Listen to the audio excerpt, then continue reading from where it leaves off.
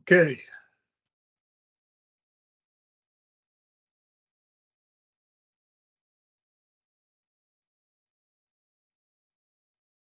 I think we're ready to begin. I hope we are. I have 1 minute ahead. My name is Doedyns. I'm teacher of math at PSJA Early College High School. And the title here is to be forged into a distinguished level with artificial intelligence. And we're going to look at the application software of ALEKS, and we'll learn how ALEKS benefits both student and teacher. And first, we'll spend about 4 minutes for the next 2 slides, and hopefully some of you will participate and answer the basic question I have after we review 2 dimensions of T-tests, Texas Teacher Evaluation and Support System, rubric. There's 2 dimensions that we're going to look at, and I'm going to show you how you can become distinguished in that, and consequently, also the student should benefit too. So let's take a look.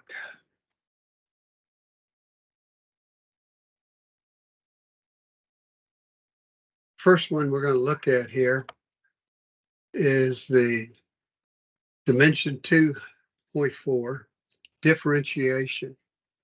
And this is distinguished level. I'm not considering all the others. I say after this presentation, you should be able to reach distinguished level for at least 3 of these areas, 3 out of the 4 areas, which should give you a distinguished rating.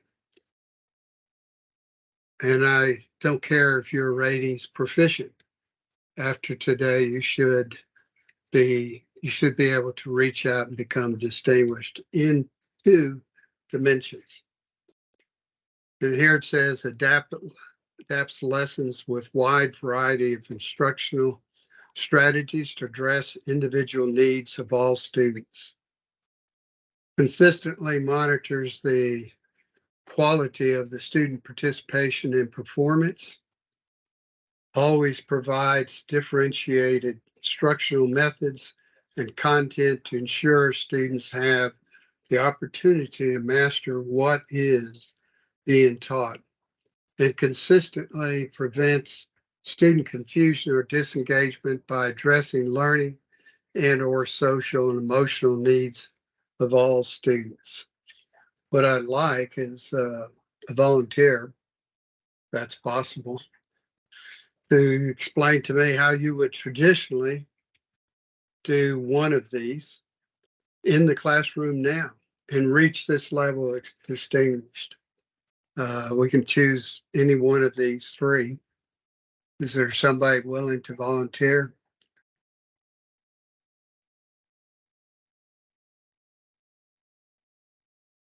Just step forward if you would.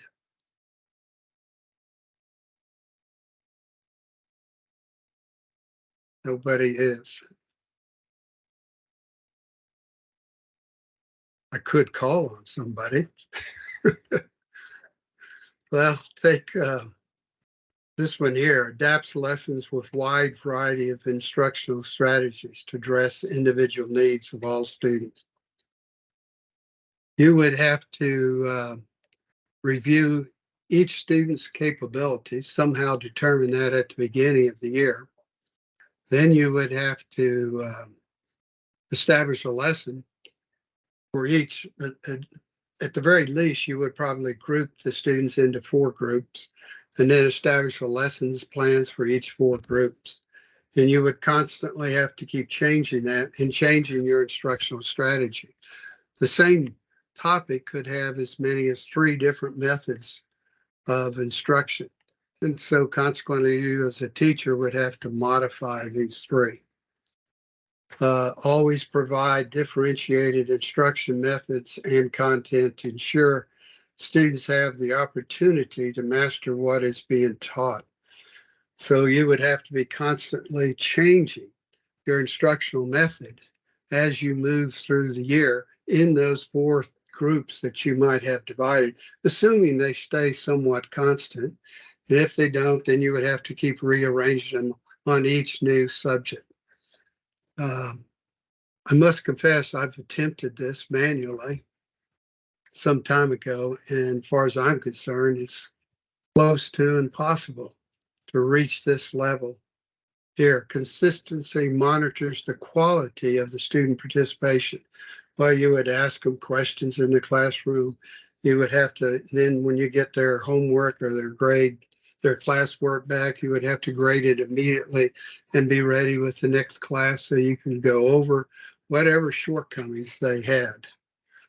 I think we all could agree that this is rather difficult. If anybody wants to make a comment, please do so. Now we'll take a look at dimension 2.5, monitor and adjust. To be distinguished level, it requires you to systematically, just a minute,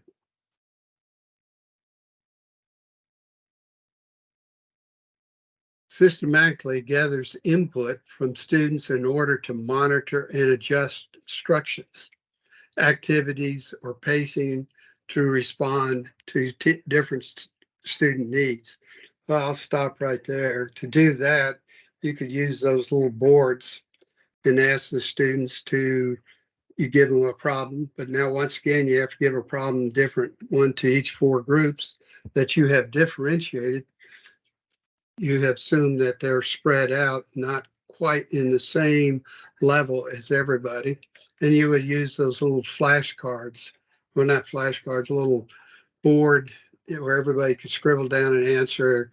And then you would say, yes, you've got it, you've got it. Of course, you would have to ask four different questions, or you'd work with one group while the other three groups are doing something else. Then you would adjust the instruction activity to maintain student activity. So you would work each night changing the instructions around and get ready for the next lesson when the group shows up. Use discrete and explicit checks for understanding through questioning and academic feedback. So somehow you got one of the main academic feedback courses, the work they got, you must grade it that night, as well as prepare your lessons and make sure you made all the adjustments. That's assuming you want to be distinguished in this level. I might add that PSJA Early College High School has ranked me as a master teacher, but I didn't, I started down this road, but about 4 or 5 years ago, I changed. And here's what I'm going to show you how you can change. And we'll go over this right afterwards. We'll come back and look at the two. So I'm going to have a video here for y'all to look. And the video is 10 minutes long. And it's one of my classroom experience about a little over a year ago.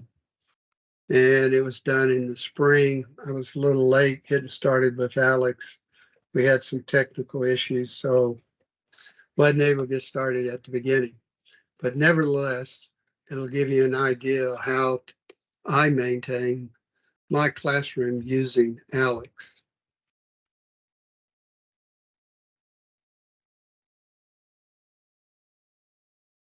Okay, let's take a look once again at these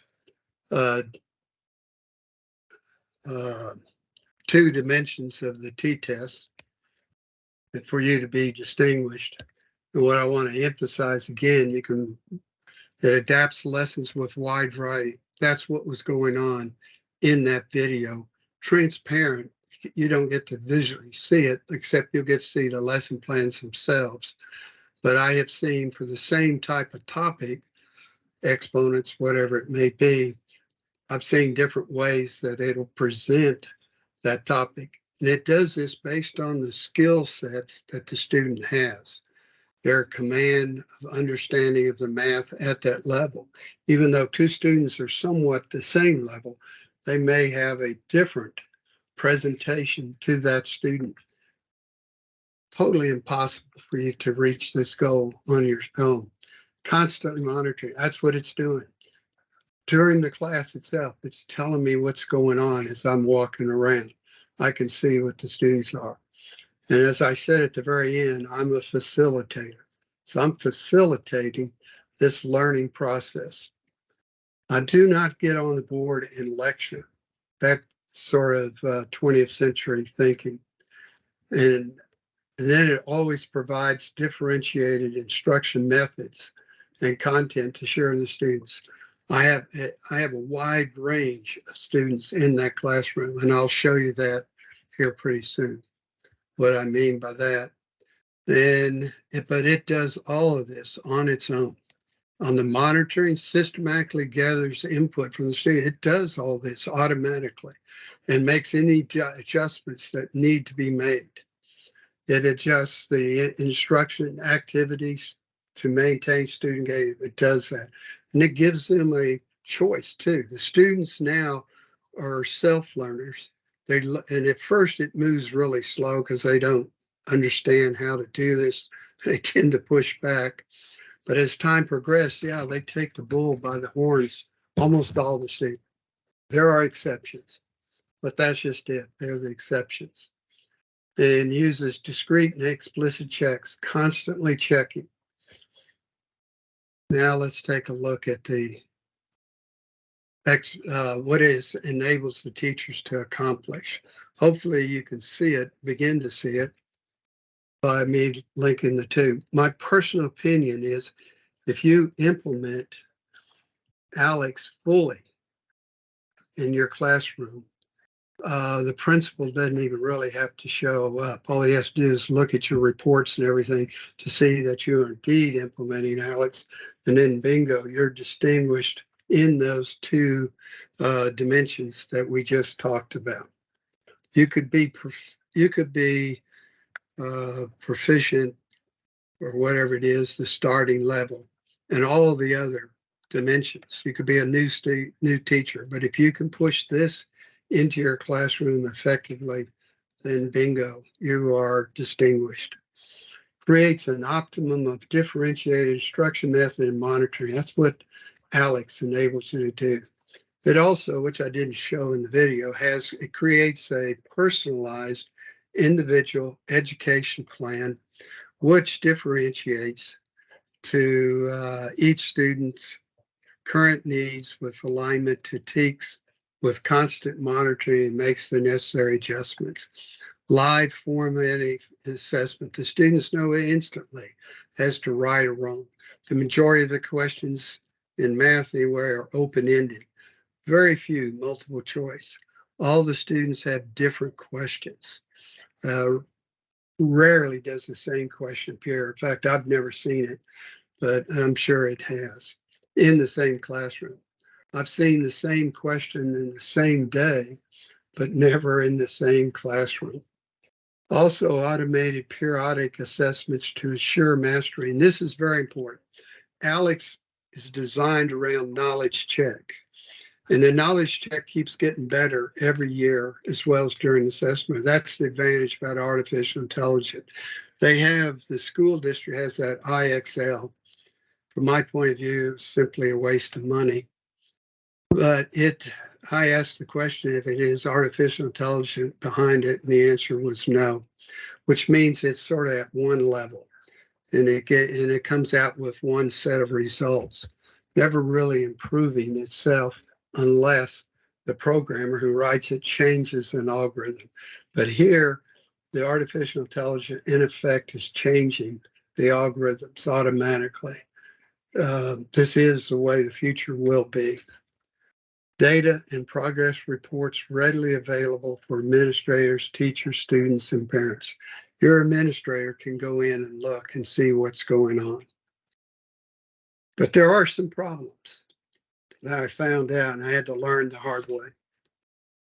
From the use of ALEKS, AI teachers will have two difficulties to overcome. One is create students' level of understanding, current students' level of understanding entering the classroom. And the other is how to create a fair grades for students.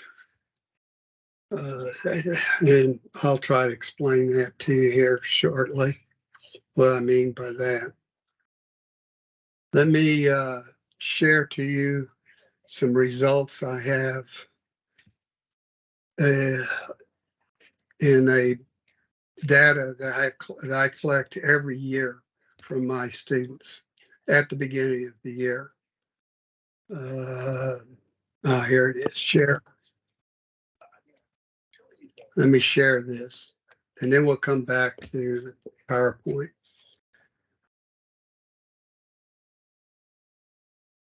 Okay.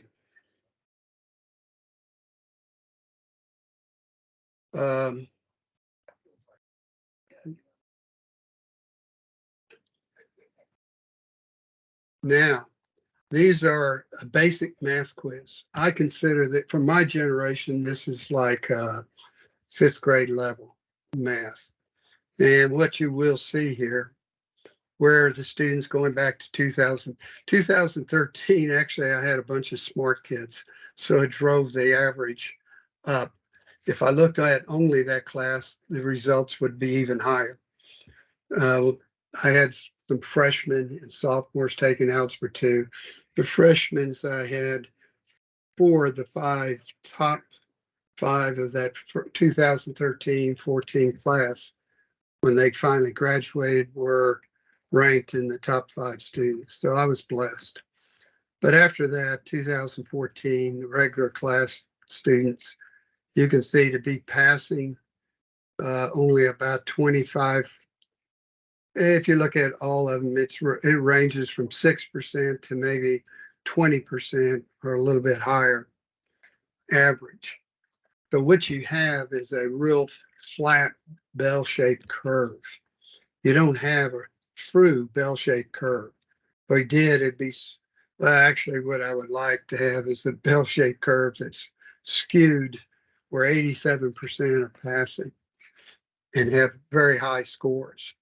So that would be the ideal one. But I found out it isn't. Well, let's look at ALEKS initial knowledge check, the test they take the first time they're in the classroom.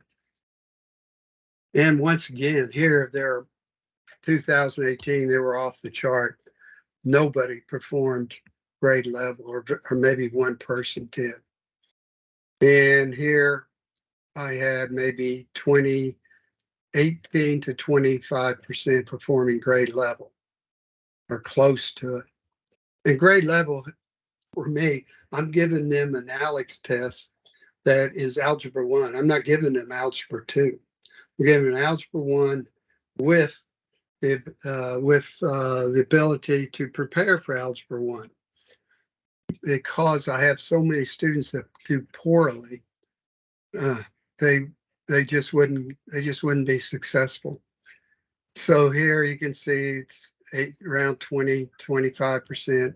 And in spring of 22, which means I sort of prepared them for this, so I expected them to do better, and I did. I had 37%, somewhere close to grade level, and maybe or above, close to grade level, right in here, what I would call grade level. Dismal results. That's what you're going to be confronted with. So how do you grade that? Well, let's take a look, and I'll show you what I done. ALEKS has a grading system built in it, but it's sort of traditional. It makes the assumption that all your students are somewhat in the same normal distribution. They're close to each other, reasonably close. Therefore, you could let ALEKS do the grading. But I find that and I'm talking about grading the pie, but I find it to be such divergence that so here is for this year, this is the 6 weeks exam at the end that I gave. and I divide it up into, I grade three things. I grade the topics growth. How many topics do they learn from the beginning to now at the end? And the end here was just like 2 months away. Or I look at the percent of growth also. So that means, and then I look at their pi score. Now this year I had one gentleman did 445. He got more than half of the topics. So I put him in college preparedness, which he did well in there too. So I leapfrogged him over college algebra. I mean, over algebra 2 into college preparedness, which is like pre-cal. And I believe he was a sophomore and just one of those exceptional kids that I had. Unfortunately, I can't see if anybody has questions, so we'll get back to that. Let me finish the presentation, and if you have some questions, I'll try to answer them. We'll take a look at my grading method. It's mine that I devise. I select minimum scores for each one of these topics. Then I select a maximum score for each one of these topics. And I select for the total number of topics, I set 330. Well, you can see the students here, this person had 358, so it gets an A there. But this person was a little bit on the lazy side, didn't really learn that many topics because they had a high pi score. They had a high percent growth. So they did poorly here and came out with a B. However, on the other hand, you see the way I've designed this, Excel does all the calculations for me automatically. I just have to enter the data, which I export from ALEKS and then import into my sheet. And this person here really worked hard, had only a pi score of 193, which isn't bad, but had 74 topics learned, which gives them 110 grade average, had a percent of 62, which is 110, but their pi score was only 74, where this one was 105. But this person still gets an A. This person doesn't do quite that well in these areas, but comes up with an 85. So I think I have one more here to look at. Yeah, this person here struggled all the time, 26, didn't have a high pi score, got 74, 74. This person here we'll go ahead and look at it, had really a low pi score, but had a high percent, which gave them, got a fair grade here, 110 here, but 48 on the pi score, but still passes. So I've designed this where the majority of the students would pass. If I didn't do this, and if I looked at this as a traditional method, then what I would have done is taken, I would have had, for example, let's say a high score of 400. You take 70% of 400, that's 280. So everybody who has a pi score less than 280 would be failing. Well, it'd be more than half the class. It'd be almost 60, 70% of the class. So because it's not a bell shape, it's a flat bell-shaped curve. It's like squished. And everybody is at level like third, fourth grade, all the way up to the gentleman who's college preparedness. And they're in the same classroom for me. Let's go back to the point, to the presentation in Teams for a minute. And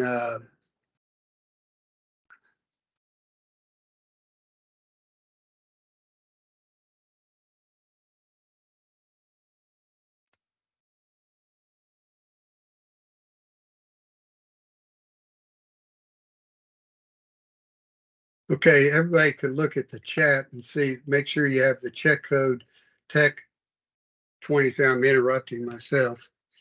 I see somebody posted there, Miss Elizondo, and you might want to make sure you looked at the chat. Let's go here and let's go.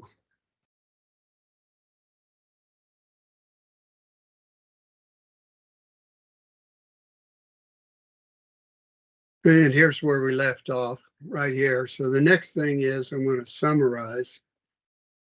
And we're actually running a little bit ahead of schedule. So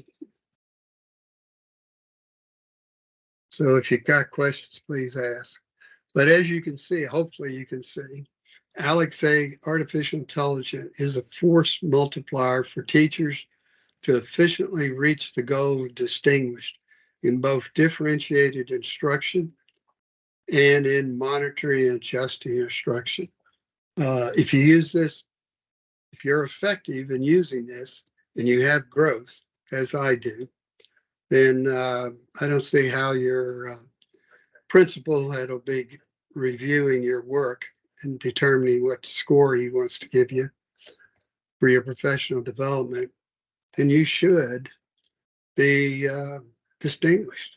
I already presented this to one principal, and he just simply smiled and said, I guess so.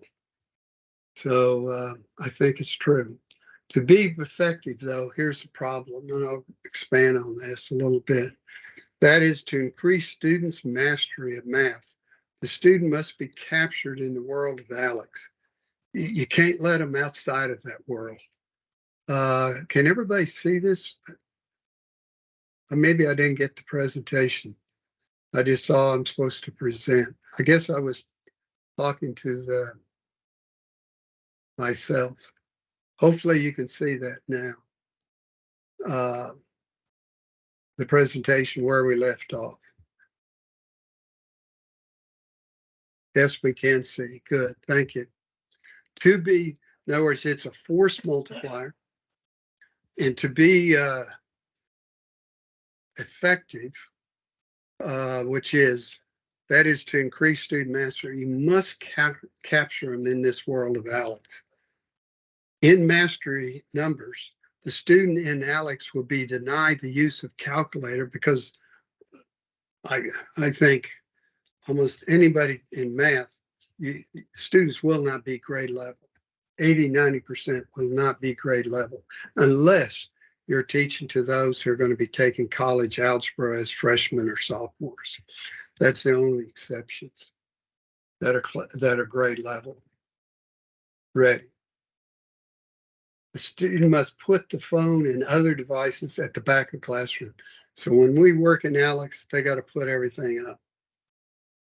No calculator shall be available on the computer. It means you must, and on the ALEKS tab, open in Bing, only the ALEKS tab. You can't have them, you don't want them to have a calculator tab. So you've got to constantly, you may have to stand behind it. I had one student last semester, thought he was real smart, but finally I caught him with the calculator. I don't know how he got it open, but he did. And because I set it up so he cannot open them, but he was able to figure out a way around that. And in the end, I just told him you have to keep it closed. Didn't like it, but he did. And if I have to, I'll stand there and monitor them. I don't like doing that. Must be able to see the student's computer screen. Some of them will try to hide it, make it harder for you to see. You just have to tell them, look, if you want to pass for the day, these are the simple rules that you will have to follow. You have to put your phone devices away, and you'll have to open in only Bing, and you will have to make it so I can see what's going on. No VPNs be allowed on the computers. Mainly that's so they can't access the movies and everything else. And even the school computers I saw where they were able to set up a VPN. I don't know how, but yeah, I caught more than one student doing it. So these are the little things you have to do.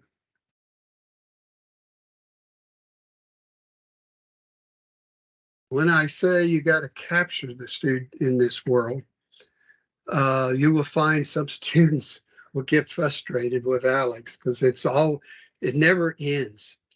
The only way it's going to end is if they fill their pie up 100%. Then it's ended for them until they get there. I had one gentleman, his name was Mason. I'll never forget, first name, a few years back. And he said he didn't like ALEKS. And I asked him why. And he said, well, sir, it grabs you and won't turn you loose. In fact, that's what you want. You want them to have that in front of them and working on it. Now, I do not use ALEKS the entire period because they were not grade level. In order to have some grade level assignments, I do that outside of ALEKS, such as projects, divide up in groups, make it pretty easy so they can accomplish the goal of the grade level performance. So I would do that throughout the semester. So I don't use ALEKS 100%. I try to use it more than 50%, 60% of the time. That would be an ideal time. And I start out with basic math with preparation. I mean, Algebra 1 with preparation for Algebra 1. That's the lowest level I can get for high school. And that enables all my students who are not past elementary level ready for math. They can get caught up and they can work at it. And they do.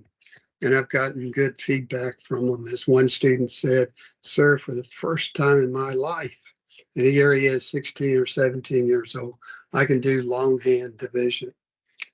And that is something that in my world, in my generation, we take for granted, but not today.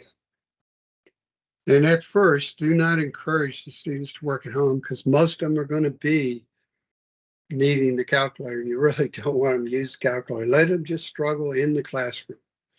At some point, as the majority of the students get past that, where a calculator will be presented to them in the classroom. But you have to remember too, there's software out there that they can access, which will help them solve the problem.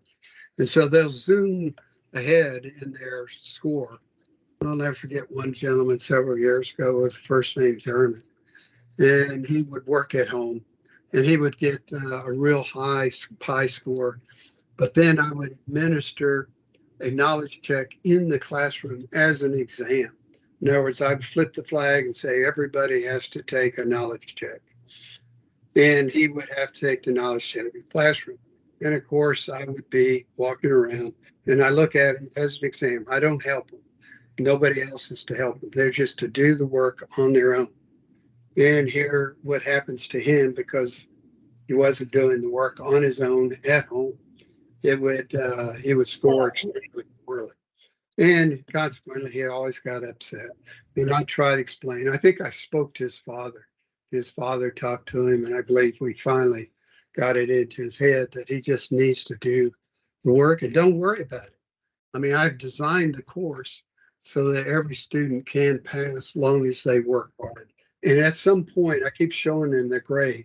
And students finally, the majority of the students will see that, and the majority of the students will play the game and stay in ALEKS and do what they're supposed to.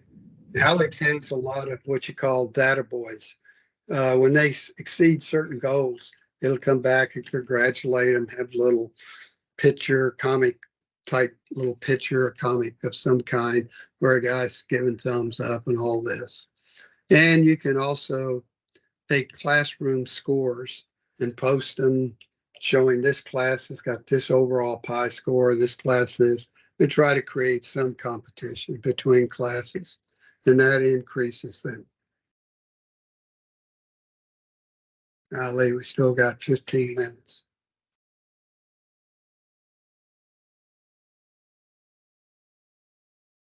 So as teachers, I strongly urge you to be patient. For the first year, I'd create it as a learning phase and must keep your goals low, especially classroom implementation. If you implement it 30% of the time in your classroom, I might consider that pretty good. And use it as a learning tool to try to correct all your little problems. And of course, join a group of teachers for support. Uh, David Burriel has created that last year for support that you could access if you're going to use ALEKS. All I can tell you is that the 21st century's here. Artificial intelligence here does have some negatives. I could go over those. I've been looking at artificial intelligence software since the 1980s. I used to subscribe to a journal from IEEE that was Artificial Intelligence Journal. I used to read it periodically. So I have a pretty good conceptual understanding of artificial intelligence software. And the key to it is the way it keeps learning. It keeps getting smarter. So it will get smarter with your students, enabling them to find their real level, enabling different types of lesson methods. It may even try a new method. Of course, these methods of learning are designed by their software and their instructional personnel. That artificial intelligence doesn't necessarily, at least what I see from this software, doesn't necessarily design the rudimentary way of learning. It has 3 or 4 methods to choose from. And based on success rate for a certain student will have a certain knowledge mastery, and the artificial intelligence recognizes that and therefore gives them this type of instructional method, while somebody else is roughly the same level of TEAC understanding, but because they have a little bit greater mastery, will have a higher level of understanding, and therefore will have a little more sophisticated instructional method. I have seen that in the classroom. To me, it's amazing. Um,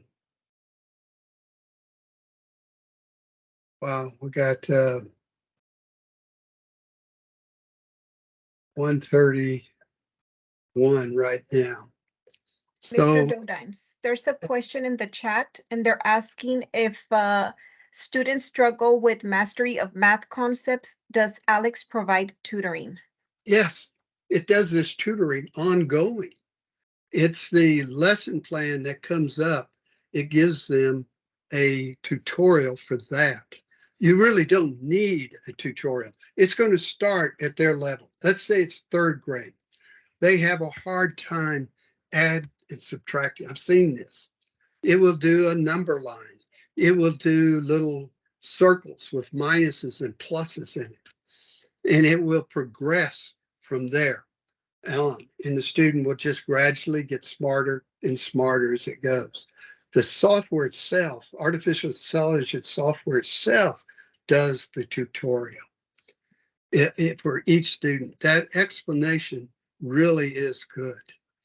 And now you as a facilitator, some students may still have a hard time with a topic. As I showed, that one student had red all the way across. It didn't show me. They cut that out of the video, but I actually helped that student get over that one topic to make sure he understood it. And I went back to him after I got through the video, and he had already mastered that topic or learned that topic and was on to another one. So as far as I'm concerned, they become self-learners. The only problem is starting at what level, and that's what you've got to face reality, especially in math and English. They're going to be, unfortunately, they're really behind most students. Now there is that 20%. If you're blessed to get those, yes, it'll be a different ballgame. And I have experienced well, that one gentleman got 440, yeah, put him in college preparedness. That same gentleman, when he eventually went and took the TSI math after he had already been using ALEKS for a while, he took the TSI math, one of maybe 5 people at PSJA who got a perfect score on the TSI math. And I've had another student accomplish the same thing. To some extent, I believe ALEKS has facilitated that because both of them were in what I call college preparedness. And they were just pushing way out past what the TSI math requires of them. But ALEKS helped me identify that level. Excellent. So in my classroom, I got in that classroom, you saw all those kids. There were some at third grade level. There were some at definitely Algebra 1 level when they should be at Algebra 2. And then there's the college preparedness. There was 2 students there, which you didn't see, that were really at a high level of performance. Is there any other question? More than happy. More questions, the better.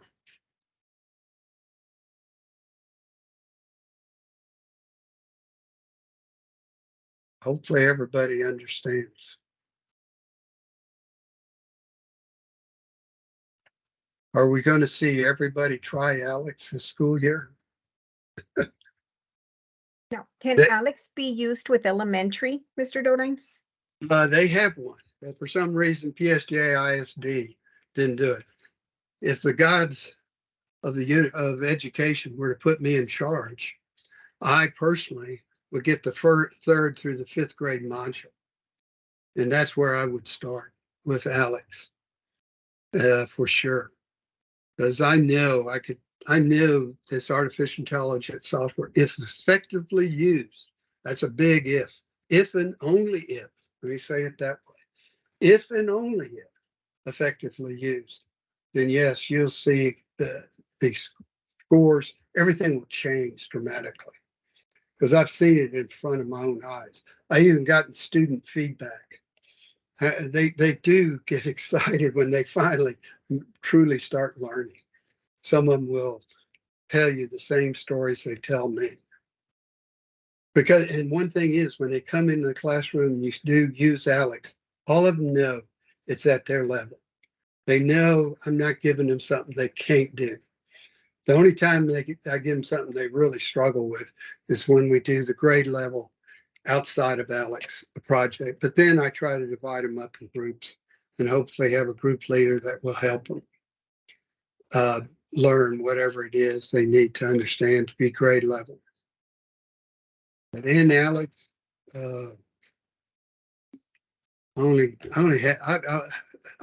I may have 1 or 2 students this fall that will be grade level ready. Rest will not. Any other question? I know one teacher told David Verrell, how can we get around the knowledge check? Well, one thing I want to tell you now, don't get around the knowledge check. The knowledge check is the backbone of ALEKS. In fact, they will learn several topics, and on its own, it will go into master. Uh, it will go into the knowledge check on its own for that student. So the student's got to tell, basically find out, does it really know what it's previously learned? It's an exam, and it gives it periodically. I give it at least twice in the 6 weeks, and I always allow 2 days so they can complete it. Because sometimes I tell them take their time, make sure they work at it really hard. And a lot of times they may need the next class meeting to finish the exam. So I'll have 2 separate exam grades.